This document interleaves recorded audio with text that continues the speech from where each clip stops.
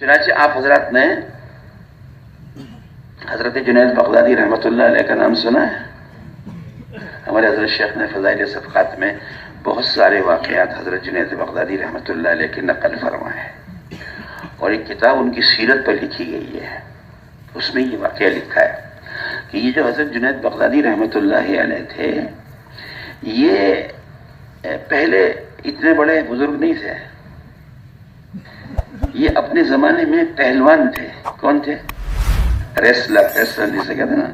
अच्छा, हाँ। और अपने फन के बड़े माहिर थे, बड़े माहिर। तो उस वक्त बगदाद में बादशाह वक्त ने इनके फन से मुतासिर होकर इनको रुस्तम ज़मा का खिताब दिया था। क्या दिया था? रुस्तम ज़मा का खिताब। और पूरे बगदाद में चैलेंज करवाया था कि जो हमारे रुस्तम से कुश्ती लड़ेगा हम उसको मुंह मांगा इनाम देंगे। क्या देंगे? मुंह मांगा इनाम। इतना मुतासिर था वो उनके फन का।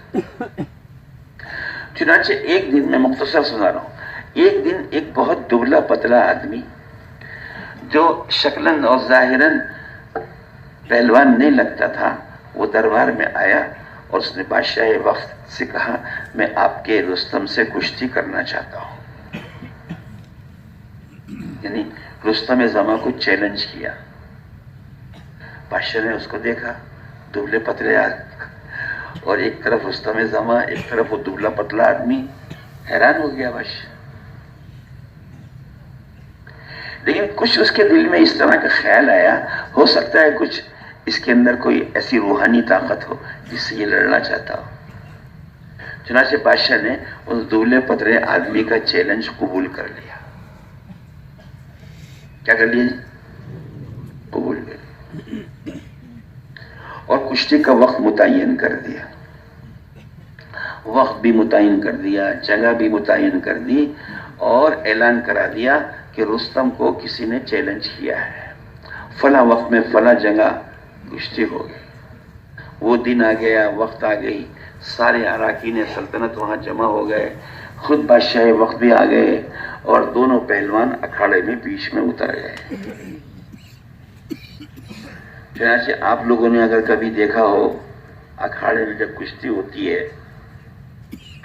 तो दो पहलवान होते हैं ना, वो शुरू में एक दूसरे से हाथ मिलाते हैं।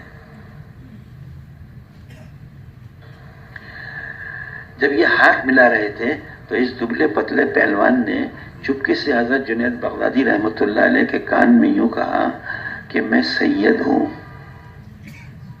हुजूर सल्लल्लाहु अलैहि वसल्लम की औलाद में हूं, इस वक्त जरूरतमंद हूं, बादशाह का इनाम चाहता हूं, आगे आपकी मर्जी है। जब हजरत जुनैद ने यह बात सुनी तो उन्होंने भी दुबले पतले सैयद साहब के कान में यूं कहा, आप फिक्र मत कीजिए। मुसन्निफ जो किताब के उन्होंने लिखा है कि हजरत जुनैद बगदादी रहमतुल्लाह अलैह पहले ही से शरीफुन नफ्स थे। बास तबीयतें अंदर से शरीफ होती हैं,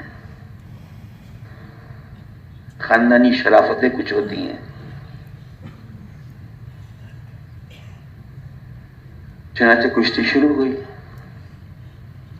तो हजरत जुनैद बगदादी रहमतुल्लाह अलैह जो रुस्तम ज़मा थे और बादशाह ने उनको रुस्तम ज़मा का टाइटल दिया था, उन्होंने दो चार हाथ इधर उधर मारे और वो नीचे गिर गए और ये दुबले पतले पहलवान साहब सैयद साहब उनके सीने पर सवार हो गए।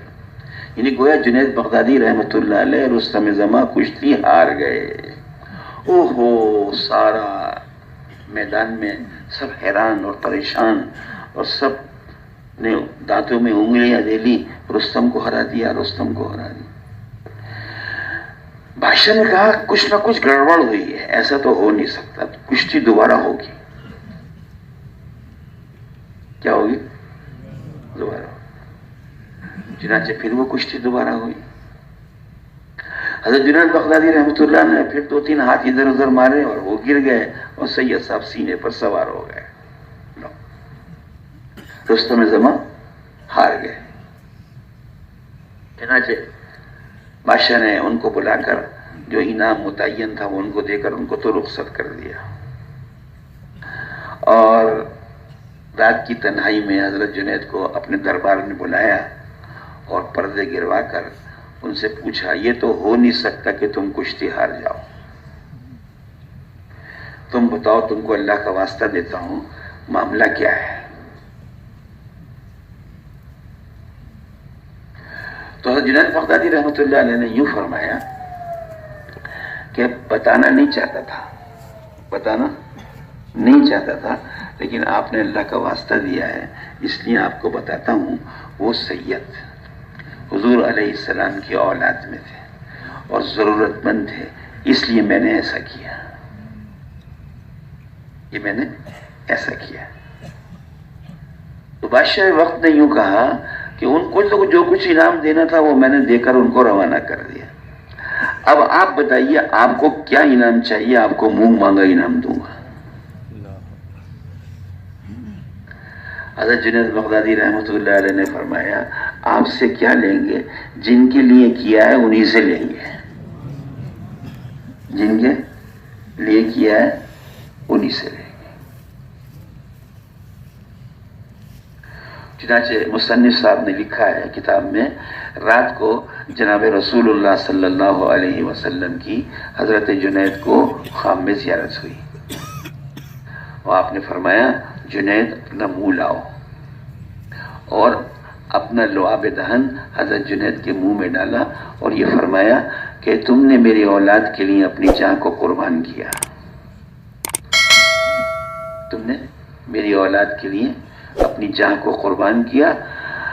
تم کو وقت کے اولیاء اللہ کا سردار بنایا جاتا ہے. تو وہ پہلوان سے کیا ہو گئے؟